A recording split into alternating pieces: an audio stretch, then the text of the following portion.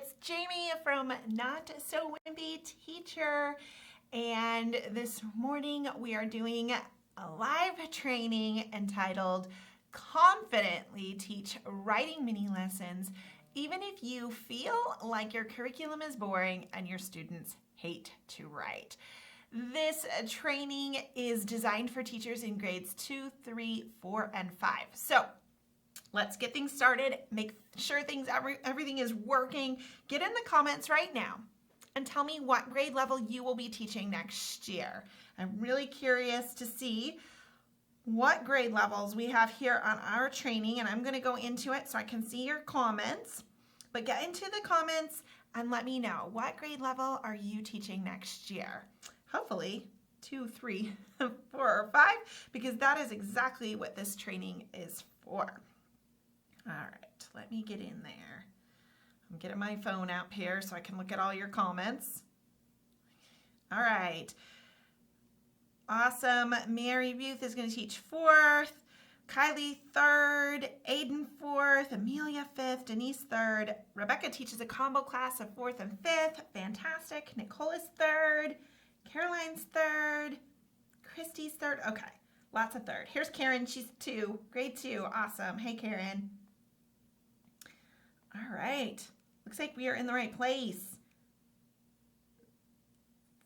Those of you who teach in middle school, I really have designed this training for grades 2 through 5 because I know that I love to learn from other teachers who have experience with what they're teaching about, and my experience is teaching in elementary school in grades 2 through 5. So that's what this training is all about. This is all about the mini lesson. All right, I want to get started right away. And those of you who did sign up for this training using the link above, you will be receiving a professional development certificate in your email tomorrow. So watch for that tomorrow along with the replay link. All right, let's go ahead and get started. I am going to go to slides, so you're going to see slides here in a minute, and then at the end, I'll come back on and do a live Q&A. So if you have questions along the way, feel free to type them in the comments. My team is in the comments right now, and they are collecting all the questions so that I can answer as many of them as possible during our Q&A session. Sound good? All right, let's get started. Here we go. Confidently teach writing mini lessons, even if you feel like your curriculum is boring and your students hate writing. Can anyone relate to that? Anyone feel like their curriculum is boring? Anyone feel like they might have a student or 2 or 25 who hate to write? That's how I felt, and so that's where I actually got that wording from, because that's exactly how I felt about teaching writing. So I hope that some of you can relate, and I hope that this training will give you a few new strategies to use as you begin teaching writing next year. In this training, I'm going to be showing you how you can make the ultimate shift from struggling and hating to teach your writing lessons to being excited to walk into the classroom, whenever that may be, and implement these new and better strategies. Because the reality is, if you are excited about teaching writing, your students are going to be more excited about writing in general. And so I hope to give you some strategies that really pump you up, give you some new ideas. Hey guys, stay with me to the end, because towards the end of the training, I'm going to tell you how you might be able to get this brand new poetry writing unit for free. So this new poetry unit is not in my TBT store. It is a 2-week writing unit, and I'm in love with it. It has lesson plans, it has anchor charts, it has these student printables that are shown here in the picture, and it has example poems for you to use, so you don't have to write your own. And I'm going to be telling you how you might be able to grab this for free. I'll be telling you about that at the end. All right, this is my little teacher, my teacher slide really. I want to encourage you to turn off as many distractions as possible. So if you have some extra windows open or Netflix on, I'm going to encourage you to turn those off so that you get the most out of this training. I've jam-packed it with strategies, and so I'm talking a little fast because I want to get to all of them and I want you to be able to enjoy them. Let's just get right down to it. I told you I was going to explain the brain dump post-it party, and here we go. This is all about making time for writing. Teachers message me on social media and email me all the time saying, I just don't have time to teach writing. What should I do? And the reality is that one, writing is a standard, and two, our students absolutely need writing in their future, both future of their academics and in their career. So we have to make time for writing. Just as we make time to teach reading and math, we also need to do that for writing. And for a quality writing block, you are going to need 30 to 45 minutes of time for writing at least 4 times per week. So I had a 45-minute writing block Monday through Thursday. So you want to be able to find that much time. And I know that some of you are like, yeah, right, Jamie. There's no way I can find 30 minutes 4 times per week in my crazy schedule. And I definitely get that.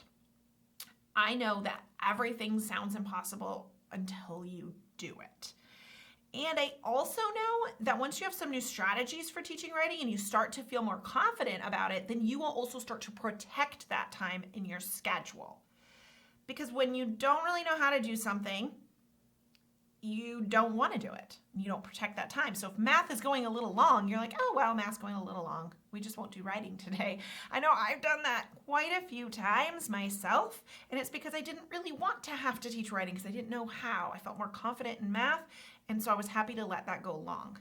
But once we make time for writing and we have a few new strategies and tools to use, we'll start protecting that time. So after this training, I want you to grab your favorite color of Post-it notes. Mine would be bright pink. And find a quiet place to think for maybe 20 minutes if you can. And I know this is tough when you've got young kids at home. Do your best, even if this means you have to lock yourself in your bathroom for a little while or throw a movie on the TV, but look for about 20 minutes. And I want you to ask yourself this question. How can I find 30 to 45 minutes for writing in my schedule? What can I do to make that happen? Now, right away, your brain is going to start arguing with you. It's going to say things like, you can't. There isn't that much time. You won't be able to do it. You already have so much to do. And the reason your brain does that is because it's heard you for so long complain about teaching writing. And so your brain knows that you don't want to do it. So I want you to push past that first argument that your brain's going to give you and say, nope, I'm going to find a solution. And I want you to write each answer that comes to you down on a Post-it note. Do not question whether it is a good idea yet. Don't question that yet. Put every idea on a Post-it note, because even though it might sound like a bad idea right now, after a little thought, you might be able to make it happen. It might end up being the best idea in the end. So we don't want to start critiquing these ideas quite yet. After 20 minutes, take all of your Post-it notes and stick them somewhere that you can see them easily. Maybe your bathroom mirror or near your computer screen. And look at them and read through them until you decide. I feel like one of them always just stands out. Like, that's the one. It feels like that's the one. I want you to keep looking at them. And I'd love to see some pictures of your Post-it note parties. I'd love to see them. I don't know what your solution is going to be. Maybe it's that you need to eliminate something from your schedule that you've been doing that you don't need to. Maybe you need to tighten up something that's been taking way too long. Maybe it's even in the way that you organize your supplies and things. And I know we're all worried about what school will look like when we head back in the fall, because it will probably be different. And so that's something that we have to think about. But for right now, let's just think about a typical writing workshop and what it would look like, because we know eventually we will get back to a normal schedule. And later on in the training, I will talk to you a little bit about my thoughts for hybrid schedules. But I'll talk about that a little more in the Q&A. Okay, so I know that lots of you are here today because you feel like you don't have time to teach writing. I know that because of all those emails and messages that you guys send to me.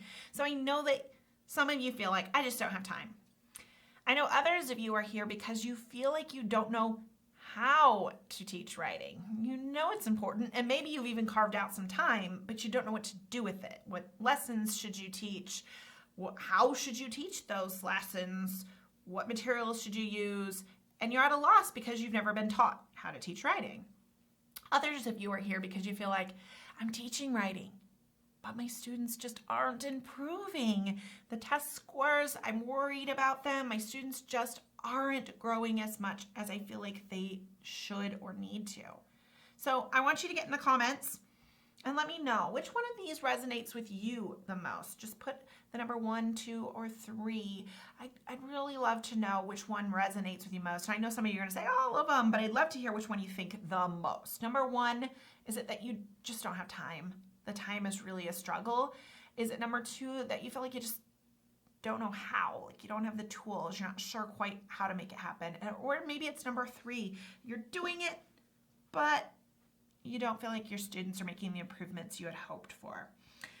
Christina says that number 1 is the one that most resonates with her, is that time. And Hannah says number 3. Sarah's a number 3. And Rebecca says 2 and 3. And Rebecca, once you get those tools and know how, I have a feeling number 3 will improve on its own. All right. What else we have here? Kylie. Oh, I'm looking through these as fast as I can. They're moving fast. Nicole says she's a number 2. Wendy's a number 3. Lauren's a 1 and 2.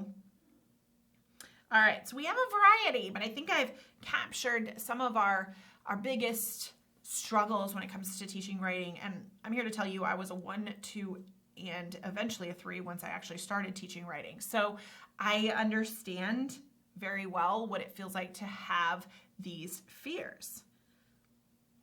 In fact, confession time, I was a terrible writing teacher, especially in those first couple of years as a teacher. I did not take any courses in college about how to teach writing.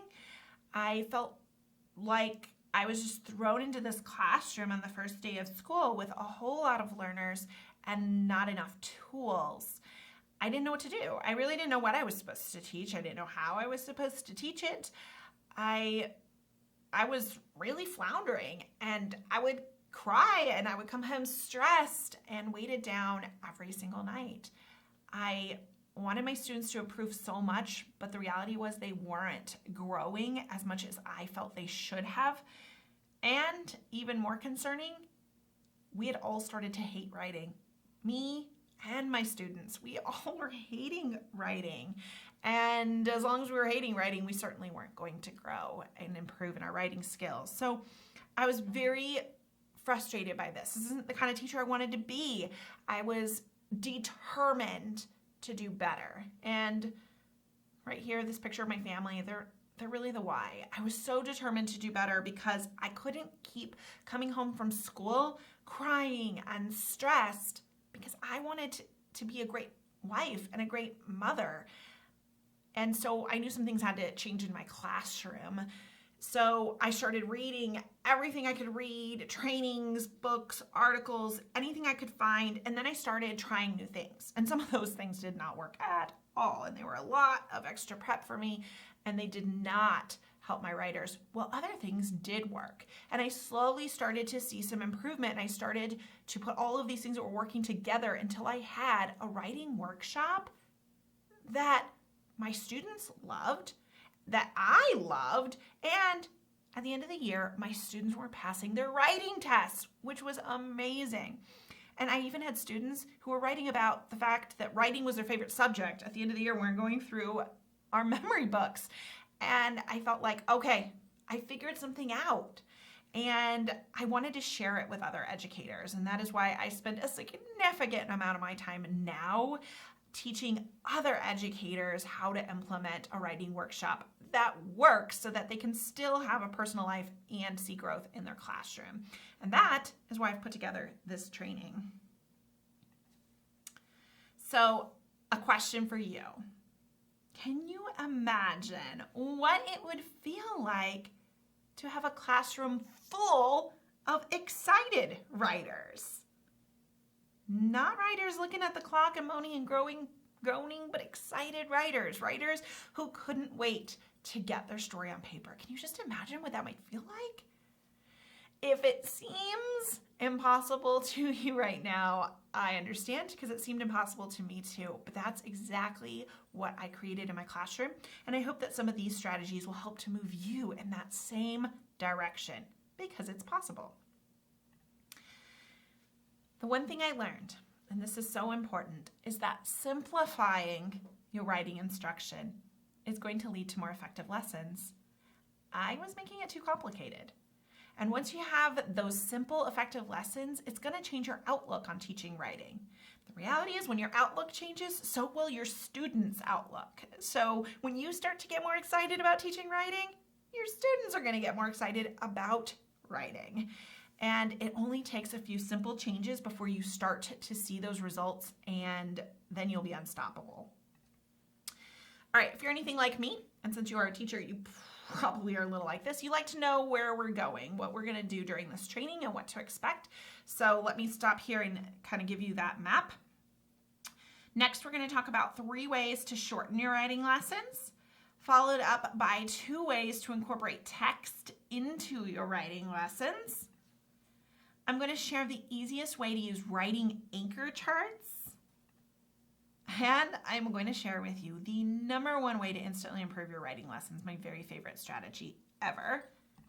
After that, I'm going to tell you how you can continue to work with me on your journey to becoming a more confident writing teacher. And then we'll end with a live question and answer session with your questions. Sound good? All right, let's jump right into these strategies. I'm sharing 4 strategies that writing teachers are using, and the first strategy we're talking about is making that lesson short. Keep your writing lessons mini. They should be mini lessons. They should be no more than 10 to 15 minutes. So those lessons that you're giving your whole group, your direct instruction, should be no more than 10 to 15 minutes per day. That's it. As teachers, though, we have a tendency to get a little bit chatty and do a lot of talking, and that will make our lessons really long. Or sometimes we throw in a lot of extra activities because they're cute and they're fun, and then our lessons get really long. And when our lessons get really long, it means our students don't have nearly the time they need to independently write, to implement what you're teaching, and to put their story on paper. Also, short lessons are going to help with behavior management. So when you're giving these 30, 40-minute lessons, students start to struggle. Their attention span gets challenged, right? I mean, I have trouble staying focused for 30 or 40 minutes myself. And so they start picking at the carpet and untying their neighbor's shoe, playing with their hair, playing with their scrunchies, and they're no longer listening. Maybe they're even talking. And then you have to stop your lesson to handle that. So now your lesson gets even longer because you're stopping to handle some of these behavior issues. So when we keep our lessons really short, we have less of these behavior problems because there's not nearly as much time to cause trouble, and it's easier for us to focus our attention on a short lesson. Short lessons help with increased retention. When someone talks to you like I am today for 40 minutes plus, you won't remember everything they said, which is why I'm going to send you a replay in case you need to look it over again. But it's difficult for us to remember everything we heard. The shorter amount of time someone is speaking with you, the more you're going to remember exactly what they said. So if you really want your students to remember your lesson, you keep it super tight and short, and then you get them back to writing, because that's the important part about writing workshop. It's not the mini lesson. It's actually the time the students spend writing.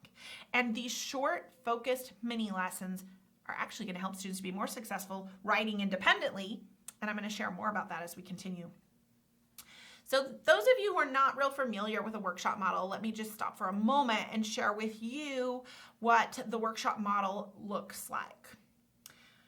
All right, first of all, it starts with a whole group mini lesson. That's what we're really talking about today. That's what our focus is going to be on, is that 10 to 15 minutes where you're teaching a skill or strategy to your writers. And then after the mini lesson, your students are going to do independent writing for 15 to 25 minutes. So one thing you'll notice is that independent writing is longer than the mini lesson. And that's how it should be. Your mini lesson should be shorter than the amount of time you're giving them to write. During the independent writing time, the teacher is conferencing. That's where you're able to add extra support. Maybe your mini lesson, you're like, oh, there were so many more examples I could have given. Well, during conferencing, that's when you can give those extra examples to the students who need them, because not every student will.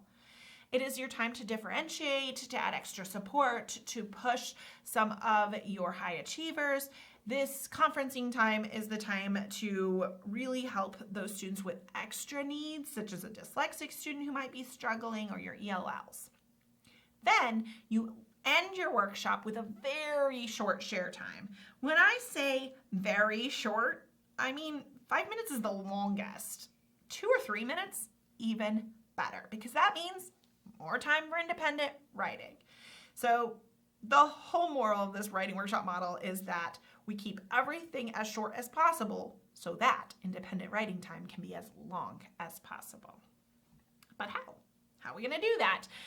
I'm going to share with you 3 strategies that I have used to make my mini lessons shorter that really made a big difference. And the first one is break the skills down into very small pieces. This is what I call the Godiva chocolate method. And instead of giving them the whole chocolate bar all at once in one lesson, we're breaking it into pieces so that they can absorb it and enjoy it for a longer period of time. So instead of teaching this huge skill, we'll break it down into smaller pieces over multiple days. Let me give you some examples. Instead of teaching one lesson about 3 different types of leads that you could use in a personal narrative, because there's at least 3 different strategies you could teach. But instead of teaching that all in one day, break it down to day 1, you'll teach the strategies of using automatopoeias and questions as leads. So you're teaching 2 strategies. Day 2, you're going to teach action as a lead, which is a little bit of a tougher strategy. So it's nice that it's on a day by itself. So now you're teaching the 3 strategies in 2 days instead of 1. Sometimes we have to break it down even more. And this is a good example. Instead of doing one lesson on adding dialogue to your story, try breaking it down into at least 3 days, possibly 4. Day 1, what is dialogue? Depending on the grade level of your students, especially in 2nd and 3rd, but perhaps even in 4th and 5th, there is a struggle for students to just understand and recognize what dialogue is. To them, the sentences both sound like dialogue. Mom told me to clean my room. Go clean your room, said Mom. They both sound like dialogue to students. So it's important we spend a day just really figuring out what is dialogue. Then day 2, we can teach them how to punctuate that dialogue when the tag is at the end. And the tag is who said it and how they said it. So it's the said mom, that's the tag. Tag at the end is the most common way that punctuation is, or that dialogue is punctuated. And so I teach that one first. If my students are still really struggling with it during my first mini lesson, guess what? I'll teach another mini lesson about it the next day. If not, then on the next day, we might move on and learn how to punctuate dialogue with tag at the beginning of a sentence. Mom said, go clean your room. But there's no way I'm going to teach dialogue in a day. I used to. And then I was frustrated, like, I just taught you dialogue. Why are you not doing it? Well, because I gave them too much all at once. Yes, it is going to take longer to initially get through all of your lessons like this, because now your 1 day of leads has become 2 days and your 1 day of dialogue has become 3. So yes, it will take longer to get through all the lessons initially. I actually spent 8 weeks teaching personal narrative and then 8 weeks teaching informational, because it does take me a little bit longer to get through all lessons. But imagine not having to go back and reteach all of these skills over and over. If we slow down, teach it in smaller pieces, students are more likely to remember, understand, and implement. And this is important for all your learners, really, but it's especially important for your learners who have ADHD, who are struggling, have any kind of learning disabilities, for you to break it down into much smaller pieces is actually going to benefit every student, but especially those struggling students. So now, if you were listening to my examples and you thought, whoa, I don't even have a clue what to teach, I did want to let you know that I have a free guide for you, and it just lists out some of the most important lessons that you ought to teach when you are teaching personal narrative, informational, opinion, and fiction narrative. I laid out all the different lessons in the orders that I teach them, and you can grab that guide. Go ahead and screenshot this screen so you can come to it later. The address is bit.ly/not-so-wimpy-guide, and it is case sensitive, so if I've capitalized something, then you'll have to capitalize it. And we can go ahead and drop the link into the comments, into the comment area as well. But grab this after the training if you're feeling like, I have no clue what to teach. I know I didn't, and no one gave me a guide like this, so I want to make sure you guys have it. All right, told you I'd teach you a couple more time-saving tips. I think breaking down your lessons into the smallest pieces is the first and most important thing. But next, I want to encourage you, especially now over the summer, this is a great time to do this, is to practice teaching some of these lessons. And I know that might sound silly, but the reality is if you rehearse the lessons, say them out loud, then you get faster each and every time that you say it. You stop flubbering over your words and you become more confident in the lesson, and so you're able to get through the lesson quicker.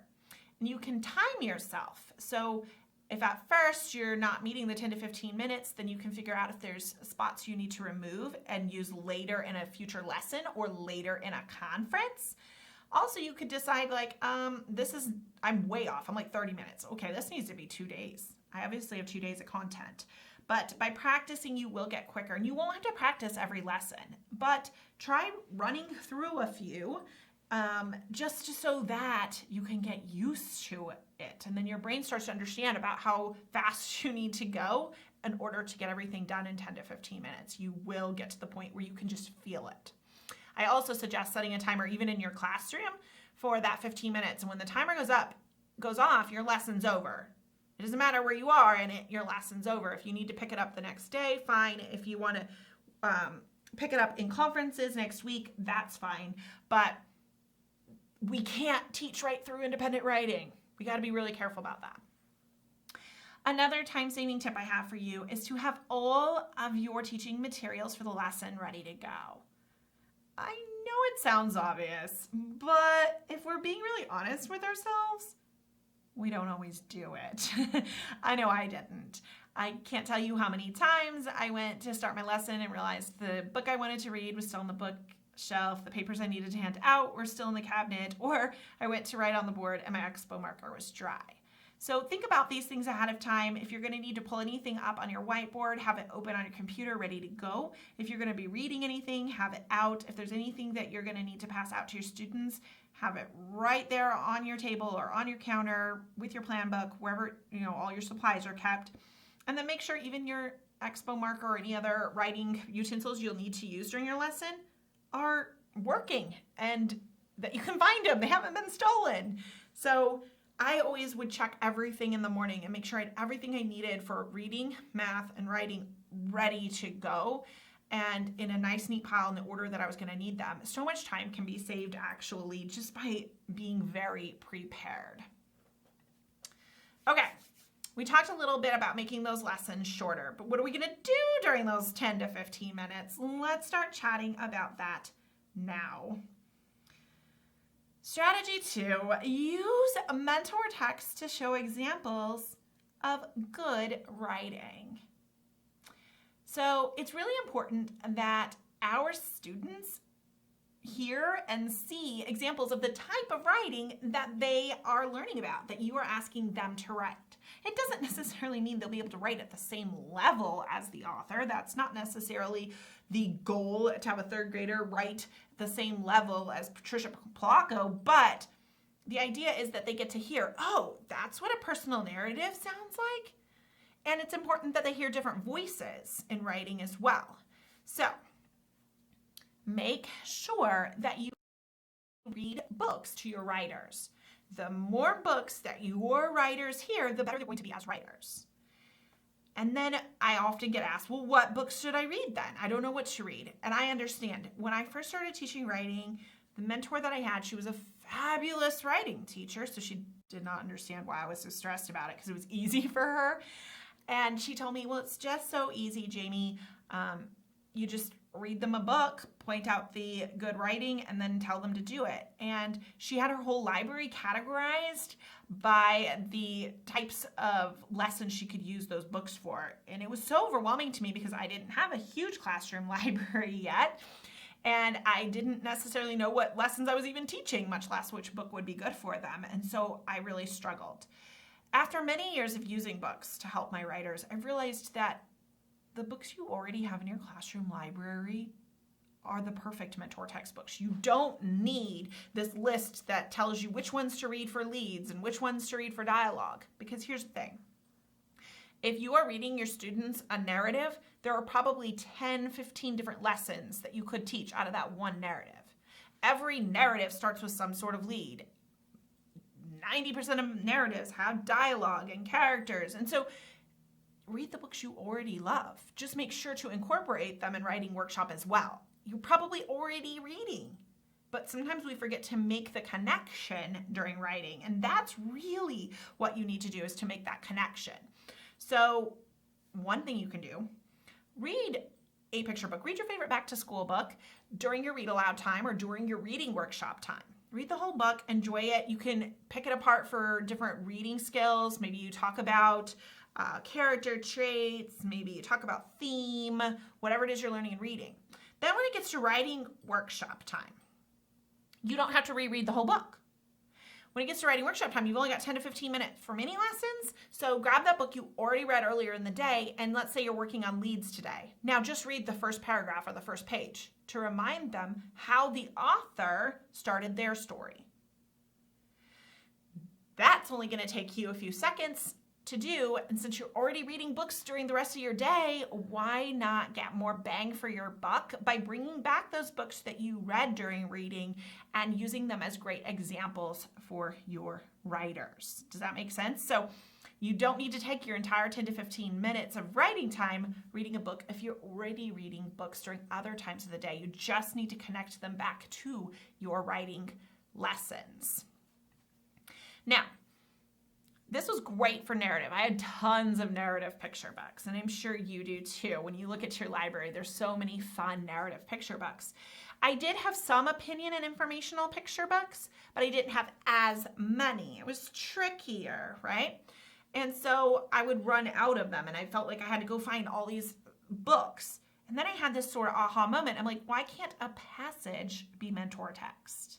And the answer is there's no reason why it cannot be mentor text. So passages, we already use them in reading often. We use them in science and social studies. And guess what? They can also be used in writing. So again, if you already read the passage earlier in the day with your students, maybe during reading or science, great. You can connect it again during writing by getting it back out. So if you're learning informational writing and you read a passage during science about photosynthesis, then during writing workshop, you can get that passage back out.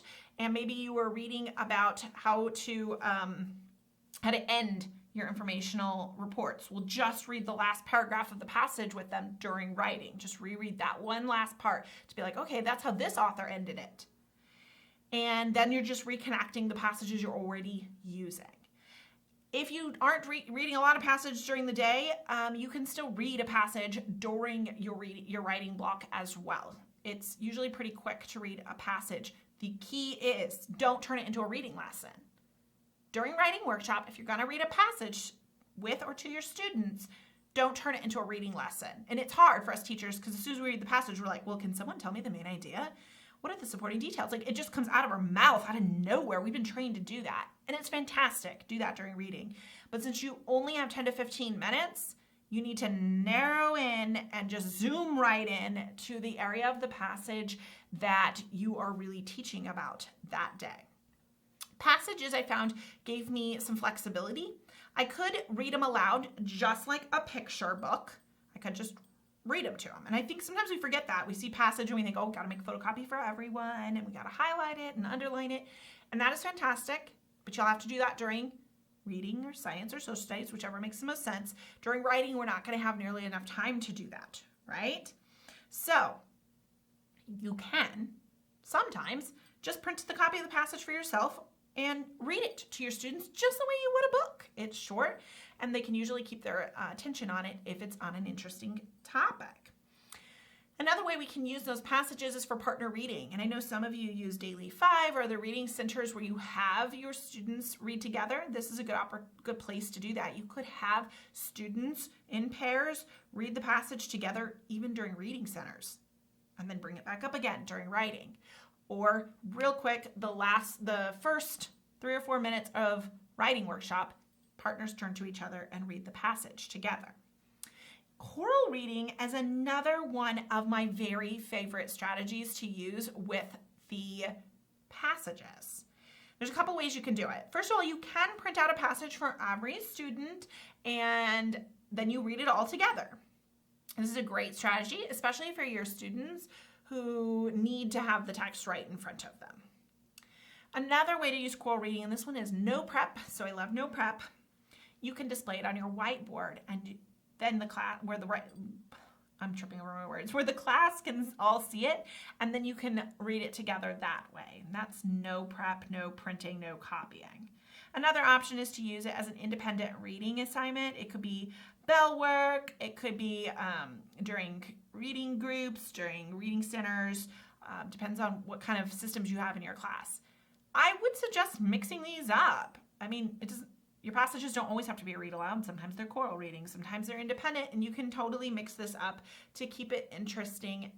But do look for ways that you can even get the text read before you get to writing workshop. If not, then think about the quickest way you can get it read, which is often the read aloud or the choral reading. Students can also keep some of those passages in their notebook as reference. They can't really do that with picture books. Can't glue it in. But with a passage, you can print some, not all. You can print a couple of them and have students glue them into their writing notebook. And then later they can look back on them to remind themselves of what a good opinion essay looks like, or what a good informational report looks like, even what a good narrative looks like, because there are narrative stories written in a passage that you can find. But I want to give you this tip. You don't need to have a mentor text for every lesson. You see, I thought that at the beginning. Just because my mentor was so great with all of her mentor text, I believed that I needed to have a mentor text for every single lesson, and that is not the case. And there's not always time for it, and we want to make sure students are actually getting tons of writing time. We don't want to overwhelm them. So just be certain that you share a variety of different pieces of text during your unit. So if I have an 8-week unit, I'm probably going to share between 12 and 15 mentor texts over the course of 8 weeks. So you can see I'm not sharing a new one every single day. And we can even reference mentor texts that we read a day or two ago during a lesson. So we don't have to have a new one every day, but I don't love reading one more mentor text at the beginning of the unit and then just rereading it for 8 weeks. That bores students and doesn't give them multiple examples. We want to give them multiple examples so that hopefully one of them resonates with them. They hear their voice. They're like, I want to be like that author. So we want to give them different examples, but not daily. Okay, we're going to use some mentor text. And then the other tool that I love to use in my mini lessons after the mentor text is to use anchor charts to model writing in front of your students. Now, if you're anything like me, then modeling writing in front of your students can make you feel a little bit nervous. I know I got nervous because I didn't really consider myself a great writer, and I was kind of got some stage fright about having to write entire stories, essays, and reports in front of my students each day during lessons. But let me show you what I've learned. First, yes, writing with your students is a must. When your students see you as a writer, they are more motivated to be a writer themselves. So yes, you need to write with your students. You can't just read a book and say, yep, that's good writing. Go write, kids. It doesn't really work that way. You need to be writing in front of them, and then as you're writing, you're thinking and saying it out loud, and it's helping students to know what you want them to be thinking about when they're writing.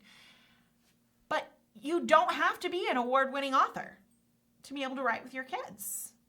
In fact, your students already think you are an amazing author. Regardless of what you think about your writing, you are amazing to them and they want to be just like you. So keep that in mind when you get a little bit nervous. I also found that preparation was the key, that if I had to stand up in front of them and write and I didn't have something prepared, then I would blank. I wouldn't be able to, like, if I was trying to write a nice lead, suddenly I would have 0 ideas for a lead or 0 ideas for a story. So definitely thinking ahead of time of what you will be writing will make you more confident and make your mini lesson faster, because if you take a lot of time trying to figure out what to write, your lesson will get too long. But here's the key. You aren't writing a whole story each day. I thought I had to. Wrong. You don't have time for that. And it's a lot of pressure. Instead, use anchor charts so that you only have to write a small piece, a little example to get your students writing. So this is an example of an anchor chart that I used, and all it had on it when I started was the paragraph topics, chameleon color, and the Oregon Trail. And then in front of my students, I worked to write a topic and a concluding sentence for each of those paragraph topics. So if you look at this, during this lesson, I only had to write 4 sentences. I wrote 2 sentences about chameleons and 2 sentences about the Oregon Trail. And these were the examples that I was giving my students about how to write topic and concluding sentences, but I only had to prepare 4 sentences. That's a lot less pressure, a lot less time. And I could think through what I might write for these sentences ahead of time. Heck, I would even write it ahead of time and have it on a clipboard in front of me so that I didn't have to think on the fly. Okay, I'm not an artist in any way, and you don't have to be an artist to make anchor charts. See, I thought you did, because I didn't know what an anchor chart was when I became a teacher. I looked them up on Pinterest and I was blown away by all of these beautiful pieces of artwork, and I got a little bit intimidated. But I'm here to tell you that displaying a simple digital anchor chart on your whiteboard is just as effective. And if you don't get a lot of joy out of creating like the borders and the fancy letters, then do it just a simple one. All you have to do is open up PowerPoint, make a text box, and write the title up at the top, and then you can use that to write your examples in front of your students. You don't need anything more fancy than that. It's not the fancy letters that make the anchor chart work. Now, the cool thing about anchor charts, though, is that if you make them on chart paper, then you can like hang them up on your wall and students can go back to them over and over again as reference. And that's one of the best parts about an anchor chart. And so if I made them digitally, I was worried. I'm like, well, now my students can't see them later when they want to reference them. So I got the idea that my students could draw out or glue in, if you print out ones, a miniature anchor chart in their writing notebooks. While I was writing on the board, they could be writing the same thing in their notebook. And this helped to actually keep my students engaged in the lesson. They were listening and following along so that they could fill out their anchor chart, their mini version of their anchor chart. Now they have a reference to go back to when they're independent writing and they forget what topic and concluding sentences are, then they can go back to their anchor charts. So this really helped my students. All right, favorite strategy. So excited to teach this one. I struggled with writing workshop because all of my students were at a different place in the writing process. So some students were drafting and some students were revising, some students were editing, some were publishing. And it was hard because when I taught a lesson, every student in my class didn't need it right that moment. Like if you teach a revision lesson, but you got kids publishing, they're not going to be revising that day. So they're not using it. And there's no one lesson every student in my class needed on a single day. And that was such a struggle for me. But I figured out an answer. And it's almost embarrassing how long it took me to come up with this answer, but have your students implement the mini lesson immediately. How are we going to do that? Keep all of your students the same place in the writing process on one piece of writing. There's one piece of writing that they are moving through the process at the same pace as you are teaching. That way, every lesson that you teach, you know your students need to go back into their draft and immediately implement. Everyone's at the same place at the same time, so that you can better know what their needs are. You know that everyone is editing, then you can teach an editing lesson and have everyone use it that day. If you know everyone is publishing, you can teach how you want them to publish it and have everyone publish it that way. So I give this mini lesson. I read a mentor text. I pointed out the lead in the mentor text, and then I talked about a couple different types of leads on my anchor chart. And now I'm going to give students a simple task related to that lesson. That simple task is what they do during their independent writing time. This is like a 10-minute task, something everyone can finish that day. Not a long, drawn-out task. And I'm going to give you some examples. You keep this task super short so that people aren't getting behind, because you want everyone at the same place. So here's an example. Now that we've talked about strong opinion statements, so that's what our mini lesson was about. I taught them some strategies for that. Now I say, I want you to go back to your draft and revise your opinion statement so that it is stronger. They're going to use the strategies I just showed them on the anchor chart. They're going to make their opinion statement stronger.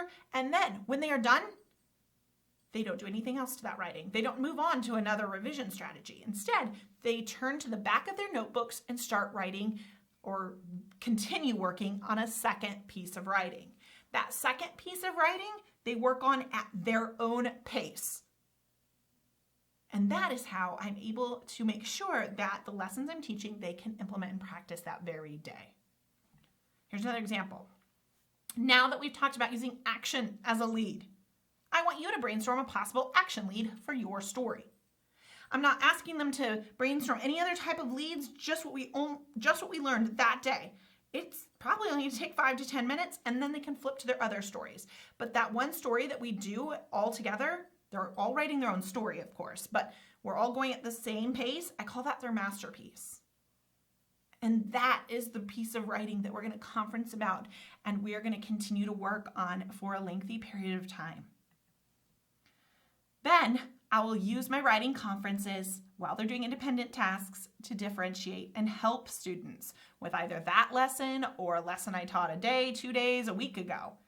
I will use that time to teach those extra examples, give extra strategies, or even just encouragement. Oftentimes that's actually what our writers need, is just a little encouragement.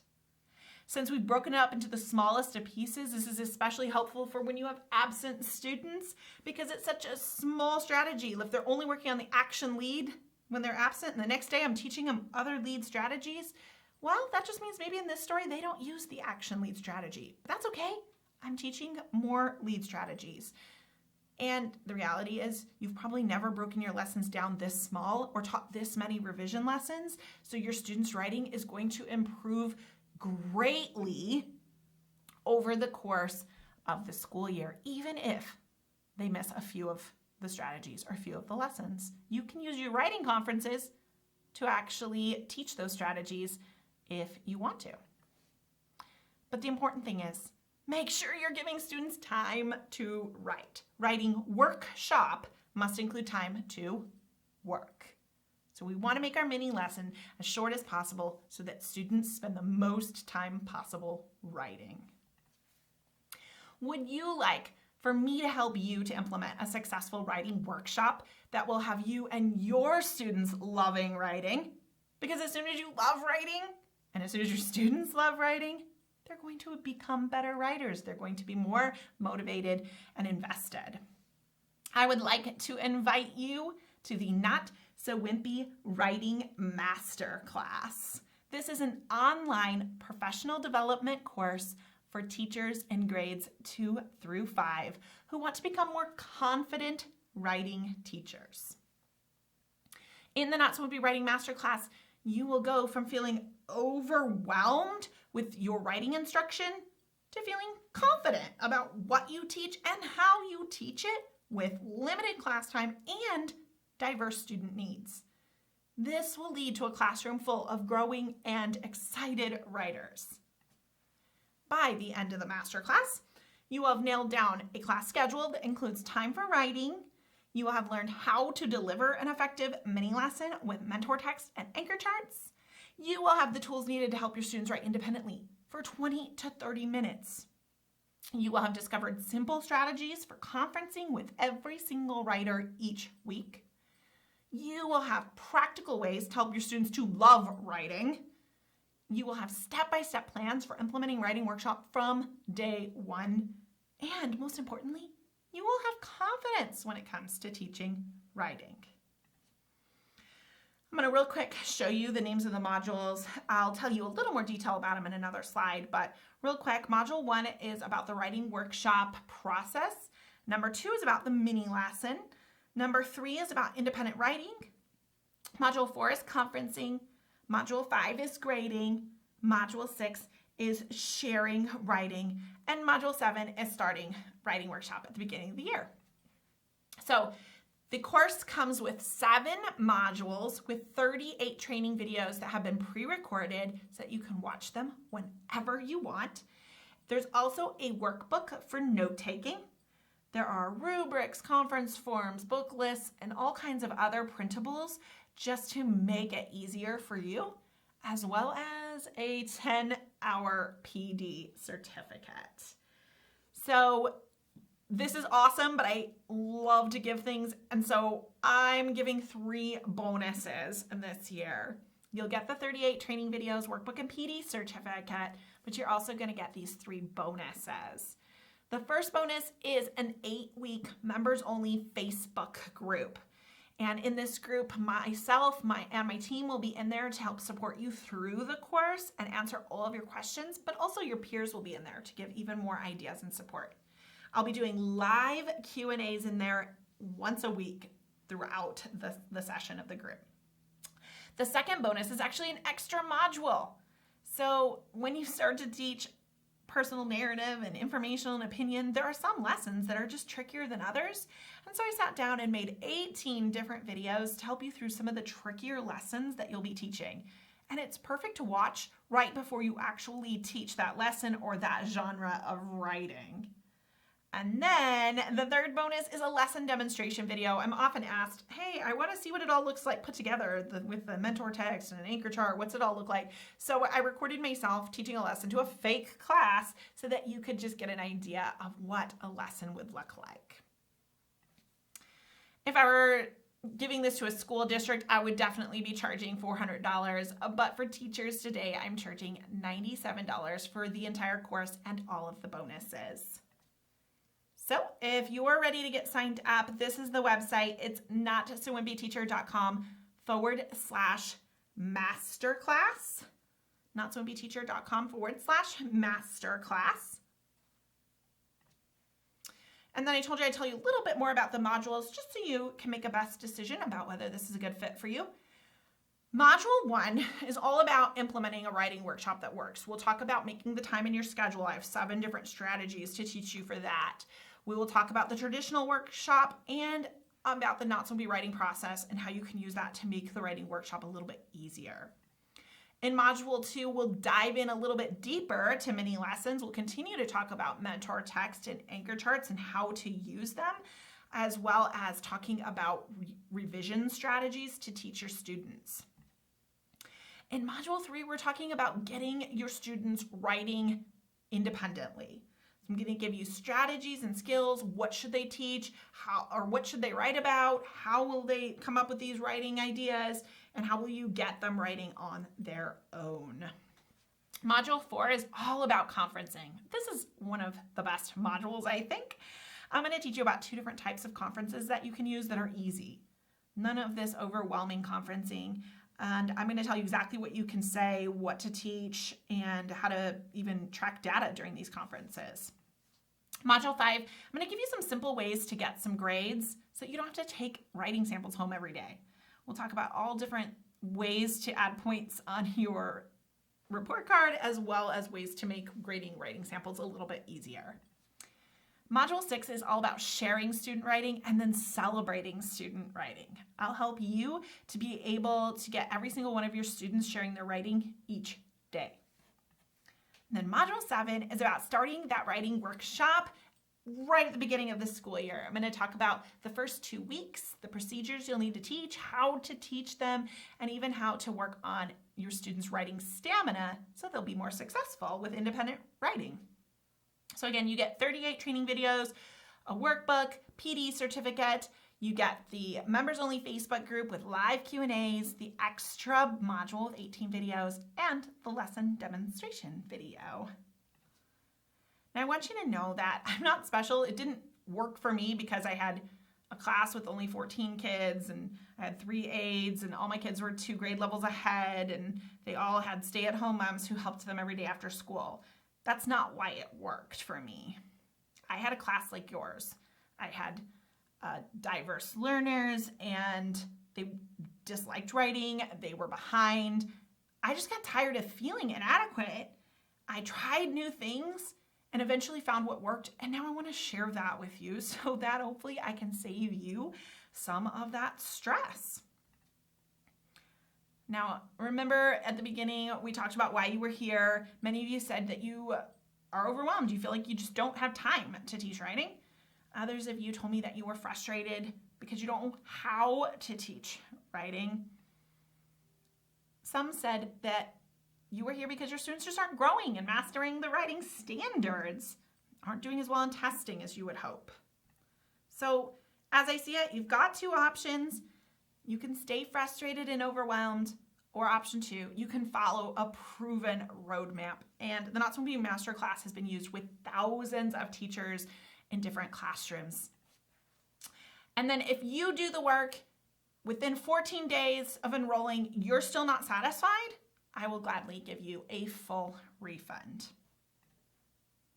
Oh, I wanted to tell you about this. I told you at the end I would tell you how you might be able to get this for free. Remember, this is that poetry unit I told you about? It has 2 weeks of lesson plans, poems, anchor charts, printables, everything you would need. And those of you who join the Not So Wimpy Writing Masterclass today, before the end of this live training, before the end of the Q&A session, you will get this poetry writing unit for free. I will add it to your bonus folder in your course library, just as like a thank you for participating, something I'm really excited about. Again, here's the website address if you're ready to join us. We would look forward to that. It's notsowimpyteacher.com/masterclass. Here's a little feedback from a teacher who took this course last year. She said, this course will make you want to teach writing. It got me so excited, and I want others to be excited about teaching a difficult subject too. Thank you, Sky. Okay, I wanted to show you what it'll look like when you head to this page. So you go to notsowimpyteacher.com/masterclass, and this is what the page will look like. There's so much great information on here if you still have questions. If you're ready to sign up, just click on the pink Enroll Now button. And then this is what will pop up. You'll fill in your name, email address. You get to create your own password and choose your payment type, and then push Complete My Purchase. At that point, you'll receive this confirmation page. And the confirmation page has 2 really important links on it that you can use right away. First of all, you can go to join the private Facebook group, click on it, answer the couple of questions, and we will get you in that group very quickly. You can also click on Go to Course, and when you go there, you will be able to start the course as soon as you would like. All of the videos, all the bonuses, everything is ready for you whenever you want to get started. And it is self-paced, and you have lifetime access. So you can start now, you can start in a month, you can watch them now and rewatch them later. Totally up to you. But when you click on Go to Course, it'll take you here to your library where you'll see the course. It says Not So Wimpy Writing Masterclass. Underneath this, it'll actually say Not So Wimpy Writing Masterclass bonuses. And that's where all your bonuses will be, including the poetry unit. But let's click like we're going into the course. One of the first things you'll see is a Start Here video from me. It's just 8 minutes. I wanted to share with you more about how to use the course and a little about myself if you'll start there. And then underneath that, you'll see the members area with all of the modules. There's 7 of them. When you click on the modules, you'll be able to immediately watch the lessons. You'll have instant access. This is the website, notsowimpyteacher.com/masterclass. Teresa wrote, I was frustrated and confused But now I'm excited to get started with Writing Workshop. The course has clarified every question and concern I had about writing instruction. Oh, that makes me so excited. Thanks, Teresa. So I know some of you are thinking that's a lot of money, and I get it. I understand. I was certain to pack it full of value and then discount it for you. I also put so many strategies in there that will save you time and stress, and I know it will be worth every penny. I know some of you are thinking, I don't have time to take a course. I totally get that too. And that is why I'm giving you lifetime access to the course, so you can take it as slowly as you want or even as many times as you want. You can watch one video a day while you're drinking your coffee in the morning, or you can binge watch it in a day or two. It's up to you because you will have lifetime access and it is self-paced. Some of you are required to use a certain curriculum. I understand that. This is not a curriculum. This is a professional development course, and so it will give you strategies that you will be able to apply to almost any curriculum as long as you have a little bit of flexibility in how you deliver the curriculum. Christina wrote, even as an experienced teacher with multiple years of teaching with the workshop model, this course helped to clarify what workshop for writing should look like. I love that. Again, here is the address, and we're going to be jumping into our Q&A time right now. I have a bunch of questions here. I'm excited to get through as many of them as I can. And those of you who join us in the masterclass, while I'm doing the Q&A session, your poetry unit will be added to your bonus folder in your course library. So let's do the question and answer time. Let me come back here. Here we go. Hey guys. All right. I see we have lots of questions here. So let me try to get through as many of them as I can in the next 15 minutes. All right, several of you are asking, okay, yes, I'm excited to answer this question. If we are going to be doing hybrid models, do you have suggestions for independent writing? Do you have suggestions for using your writing units for distance learning? Okay, Betsy, Jenna, Natasha, some others who are asking about this. Yes, and we are going to be covering this in the masterclass in the Facebook group. But if you're doing a hybrid situation where students will be in the classroom some and doing some virtual learning, my suggestion is actually to use these strategies for teaching a mini lesson, but record your mini lesson. Have students watch the mini lesson at home. This will require no extra support from parents. And then have them do the independent writing in class. That way you can be there to offer extra support to your writers and even do some quick conferences with your writers.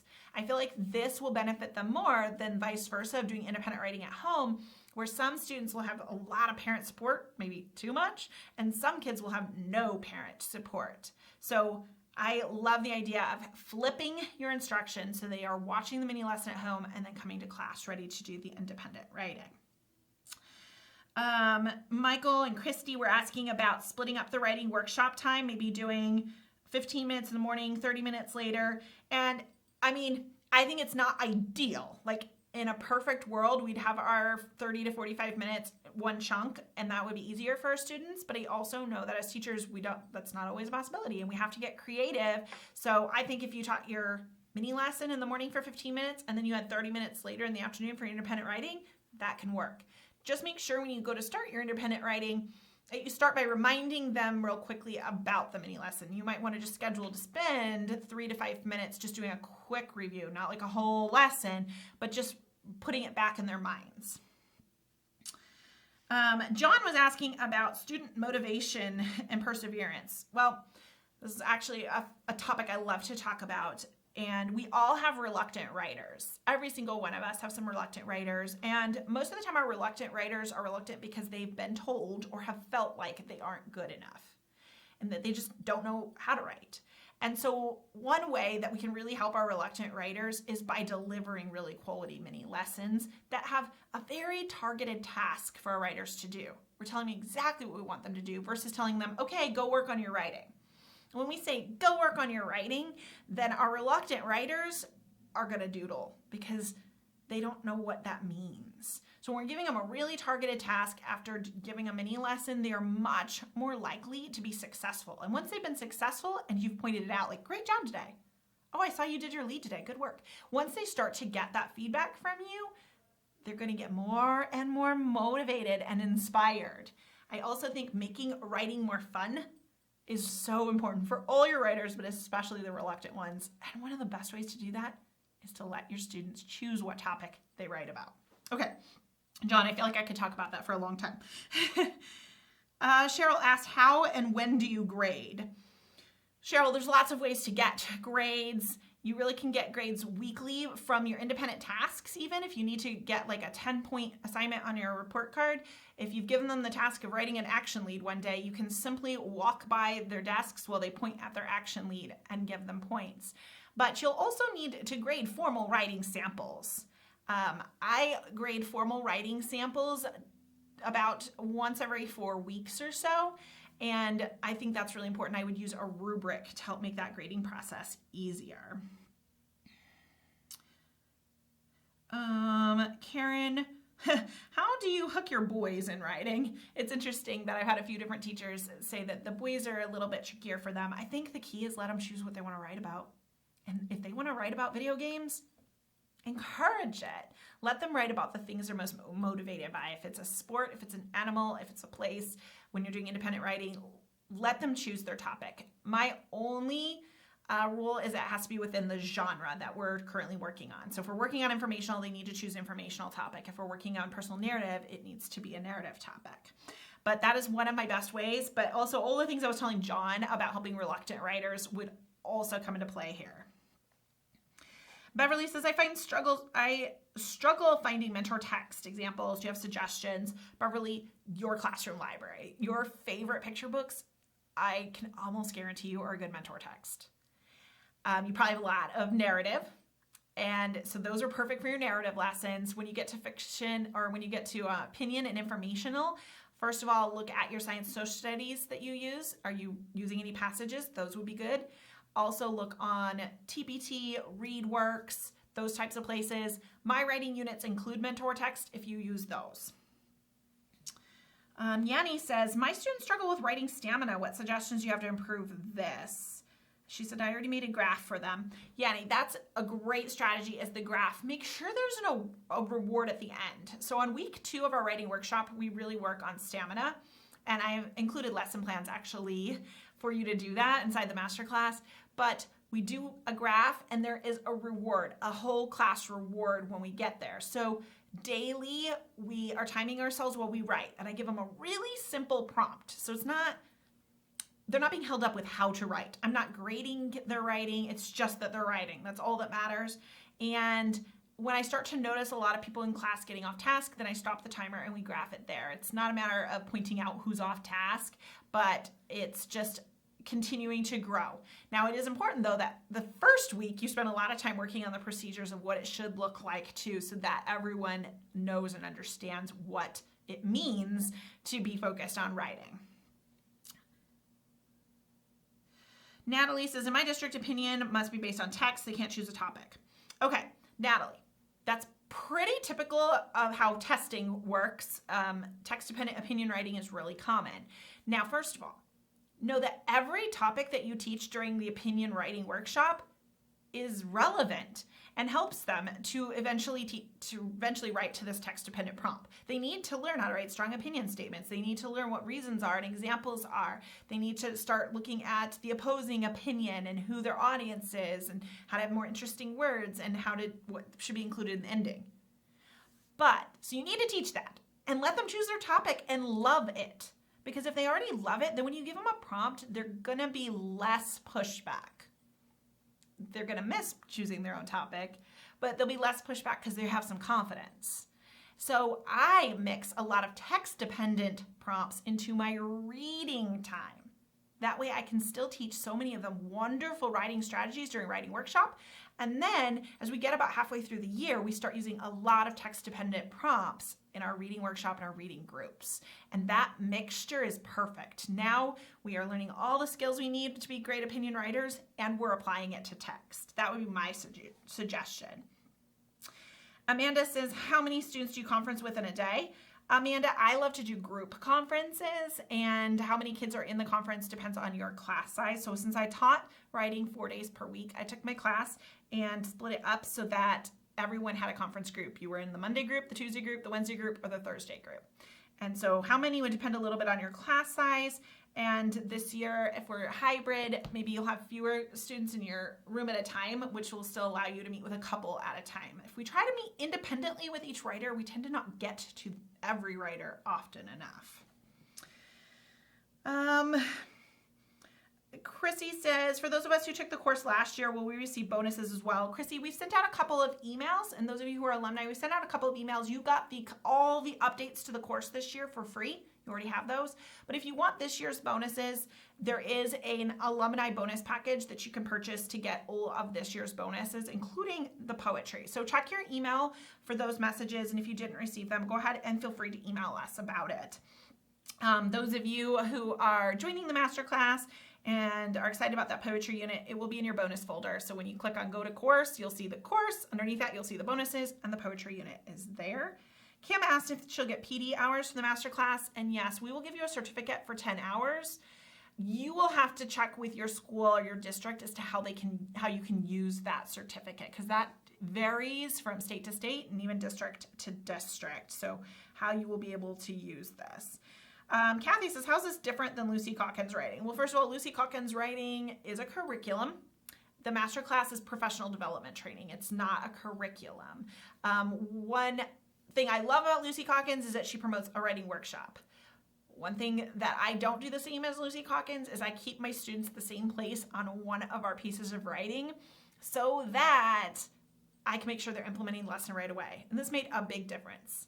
I also keep my lessons a lot shorter. Melissa says, is it the same course as last year? We updated it all this year and have all new videos, but if you're alumni, you got all the updates. Karen and Christina were asking about the order that I teach my writing units. You can teach them in different orders, but this is the order I love. I start with personal narrative. It's perfect at the beginning of the year. Great way to get to know your kids. And it's easier. Everyone already knows a story about themselves. They don't have to research, get books and text and all that. So I start with personal narrative. I then do informational because I do want my students to learn research skills early on that they can use in science and social studies too. Then I do opinion. This happens to be right before testing, and so it's a great time to get opinion done, but also we've already learned research skills, so now they can research to get more reasons for their opinion essay. And I end with fiction narrative. It's a great time to review some of the narrative skills from the beginning of the year that we might not have mastered yet, and it's really fun at the end of the year and after testing. Someone asked, do you believe in having students write in a journal? I mean, do you believe in it? I'm not against it. There's nothing inherently wrong with a journal per se, but I wouldn't do it if that was the only writing time I had. I wouldn't take my writing workshop time for it, because here's the thing. Writers who love to write will write in their journal. Reluctant writers won't know what to do with it, and they will dislike it, and they will doodle. So I think writing journals are great fast finisher activities. Writing journals are good bell work type activities, but it can't replace a writing workshop. How much support do you give them in their secondary, not masterpiece writing? Betsy asks, I really don't. I really focus on the masterpiece. I ask them to remember to use all the great strategies that we're learning in their other stories, but I generally don't even pay much attention to them. It's their practice session is how I feel like I see it, and the masterpiece is the spotlight, the one we really focus on. Now, sometimes I have a student who's even prouder of the other story, and they want to show me, and that is a special case scenario that, of course, if they really want to conference with me about that story, then I would be willing to do that. What section of the notebook do they put anchor charts and mentor texts and resources in? So I split up their notebook. The first third is for resources. That's where all of their little mini anchor charts would be and any mentor text you want them to keep. And then the second third is for their masterpiece, and the last third is for their other stories. And I just used cardstock dividers to break it up. And I actually give you those dividers inside of the masterclass. They're also inside of all my writing units. Kadiance was asking if the course is self-directed. It is self-paced. That means you can buy now and watch them all this afternoon if you want, or you can buy now and watch them next month. It's totally up to you. They are pre-recorded so that you can watch them anytime it works for you. Marcus says, can I pay through PayPal? Yes, we accept major credit cards and PayPal. Do you have to buy the writing curriculum to make the course worth it, Amy said? And the answer is no. Some teachers have a curriculum that they must use, and other teachers have no curriculum. So if you have no curriculum, then we created a curriculum to make your life easier. But if you have a curriculum that you're required to use, then use the strategies and just implement them with your writing curriculum. The writing curriculum does not come with the masterclass since not everyone needs it, but the writing curriculum, my units, are cheaper. They're discounted inside of the course. For my teachers who take the course, they're discounted from the price that they are on TPT. So that's a nice little bonus. Someone says, is the masterclass the same as your writing units? And the answer is no, because this is a professional development course about how to teach writing, whereas my units are the lesson plans.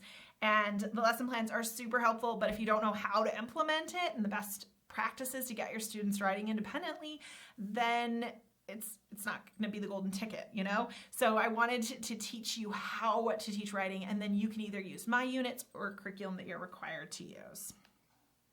It does not include the writing bundle, Erica, but they are discounted inside of the course. Brianna says, I'm an instructional assistant. Can I join the masterclass? Of course you can. Anyone who, any educator who wants to learn more about supporting writers in the classroom is welcome to join us. Will the price go up if I register next week? Johanna says. The course will only be available until July 2nd. At that point, we close the doors so that we can focus on all of the new teachers in our course and make sure we're supporting them 100%. So the price is not going up, but the course is going away. All those who purchase it will have it for lifetime, but if you don't purchase it before then, we won't be offering it again till next summer. I hope that makes sense. Are there modules included for each genre of writing? There is a bonus module that includes 18 videos. There's 6 videos about personal narrative, 6 videos about informational, and 6 videos about opinion. And we just tackle some of the most important and trickier lessons. All right, I'm trying to answer as many as I can.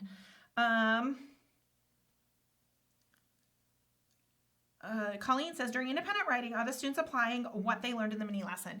Absolutely. That is the magic of it. You give them a mini lesson on a specific topic, you teach them a strategy, and then they go back during independent time and they do that strategy right away. And that is really the magic of how it works, because you give them something really small, they implement it. Next day, another small piece, they implement it. By the end, they have a beautiful masterpiece. Wendy and Shelley said, I have students who write for 5 minutes on the mini lesson goal. Are they able to write whatever they like after this? What do you do with early finishers? So once they finish their independent task, and for some students it takes 5 minutes, some it takes 15, but we want to keep it as short as possible because we want everyone to finish. So when they finish, they go back to the other section in their notebook to write another story from that same genre. So they're always working on 2 stories at a time, their masterpiece and their other story. They can't just do whatever they want. They can pick their topic, but they are writing another story using the strategies they've been learning. And that one they can write at their own pace. But during writing workshop time, during independent writing time, they're always writing and they're always working on the genre we are currently teaching. Karen says, during independent writing, how do you support your students struggling the most while still giving time to those above grade level? And Karen, the answer is conferences. That is how you help all writers. The ones who are struggling, the ones who need to be pushed ahead. It's conferencing. By meeting with each student at least once per week, you are able to give them the lesson at their level. You gave the whole group lesson, which isn't at everyone's level, right? Because they're not all in the same place. So you've got a kiddo who only writes 1 sentence right now. You've probably got 3 or 4. And they're in a conference group together, and you get to work with them during their conference time. What if students take a long time filling out the anchor charts? Kathleen asked. And this is really all about teaching the procedures early on and making sure that students understand the expectations at the beginning. Now, some students legitimately, like if you've got a dyslexic student, it's really hard for them to look at the board and then put it on their paper. So if it's a real legitimate issue, then one option is to actually print your teacher version and give it to them to either copy into their version or glue into their notebook. Your decision about what you feel that student needs the most. Dana said, will you take a PO from a school? I'm afraid we cannot take purchase orders, but if your school is wanting to purchase 5 or more licenses, we will give them a discount. You can just send us an email and we will make that happen. How long is each module? It varies because some modules are longer than others. Some are super short and some have like 10 lessons, but overall all 7 modules are about 10 hours, but some of them are longer than others. Several have asked if this will work for first grade. I'm gonna be real honest with you. I wrote this course for grades 2 through 5 because that's where I have experience and that's where I know I'll be able to support teachers. I don't have experience in first grade and don't feel like I have the answers to support teachers in those grade levels. How much more in depth is a masterclass than free series of videos that you've watched? Pat asked. Much more in depth. I've done like a 5-part series, but this is a 38-part series. So I go really in depth. Plus you have the Facebook group to ask all your really specific questions about your own classroom and students too, which is super helpful. All right, I'm over, but I'm trying so hard to answer as many questions as I can. Okay, Teresa says, if share time is 5 minutes, how do you appease those who do not get to share? First of all, everyone gets to share. Because yeah, it's no fun to write if you don't get to share. And with those author chairs, when only 1 or 2 students get to share per day, it kind of stinks when it's not you. So I recommend doing pair shares instead. Have students turn and share with their partner. And I also don't have them share their whole story every day because that takes too long and it gets kind of boring. So if our lesson was all about considering the opposing opinion when we're writing our opinion statements, if it was considering the opposing opinion, then I would have them turn to the partner and say, okay, what reason did you give for your opposing opinion? And they would just share that one part that they just worked on during independent time. So they had a lesson on it, did it during independent time, and then shared about it during share time. I'm trying to answer as many as I can. What if I'm departmentalized and only teach writing and grammar? Should I still do the read aloud? Absolutely, Helen. In this case, if you're working with the teacher that teaches reading and she is reading something to them ahead of time, maybe you can make that work. But if not, then plan on including short pieces. And what you might do is read a mentor text, a book on Monday and reference it throughout the week, or use passages just because they're a little bit shorter. But definitely include mentor text even then. All right, where do we find the bonuses?